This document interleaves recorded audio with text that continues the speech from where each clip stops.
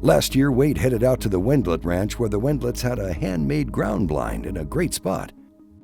You know, when you look at the ground blind we've got built right here, it's made out of 2x4s and some, hog wire and a lot of brush built up around it. And it's one that's going to stand a test of time, unlike some of your cheaper pop-up blinds. It may fall apart after even a couple of weeks out there. So when you build a ground blind out of something like this, you can get longevity out of it. And that's why I really like a scenario like this. You get the open air feel, a great hunting vision where you're going to be able to see a long way. You've got a lot of game work in the area. And it's going to last a little bit longer. Now, we use pop-ups all the time, and I'm not talking down or bad about pop-ups because we probably have 20 of them set up at different places right now. But when I can build a blind out of 2x4s and out of wire and out of natural brush, I know I'm probably going to get more use out of it over a long period of time. Every time we're out, we'll first sit down and get set up. I want to just kind of check the distances. What's the furthest, what's the closest, where the key trails are. If I know where some certain scrapes are, other things that are in that area, so that I can know the farthest that I'm gonna have and the closest that I'm gonna have with the Nikon BDC reticle system that I've got on this particular Pro Staff model right here. It's easy for me to know I'm never gonna have to go past my crosshairs, or the first circle may come in, and knowing what I've got with this TC Venture and the way it's set up right now. I mean, I've got a pile driver as long as I do my job. Now as a hunter, sometimes we make mistakes, but if you practice and things go your way, more often than not, the equipment's going to do what you need it to do. We had seen maybe half a dozen to 10 deer at this point already, crossing around us, when a deer with a rack configuration that I had never harvested before stepped out.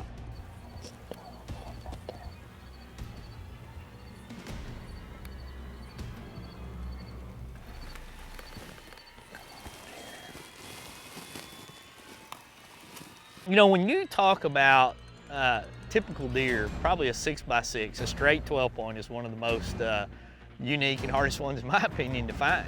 And then I guess I'd have to go to a 7x7, get up to a 14 point. I don't think I've even seen very many of those. So, when I looked at this deer and had already, known that it was an old deer, I thought, man, there's a 6x6. That is something that I do not have. I have never shot a straight 12 point.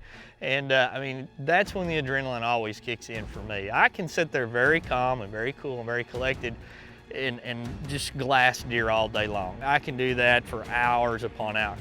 But when I make up my mind that this is the right one and I pick up the rifle and everything, man, that heart will start pounding every time.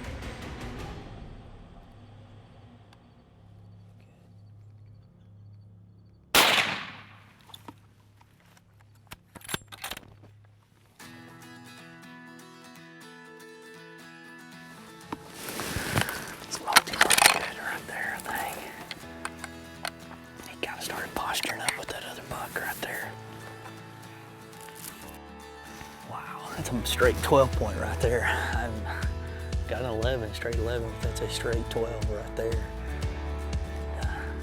When I saw that 6x6 standing out there, to me, there was no question, there was no doubt that I wanted the crosshairs right where they were supposed to be, and I wanted to be posing next to this guy.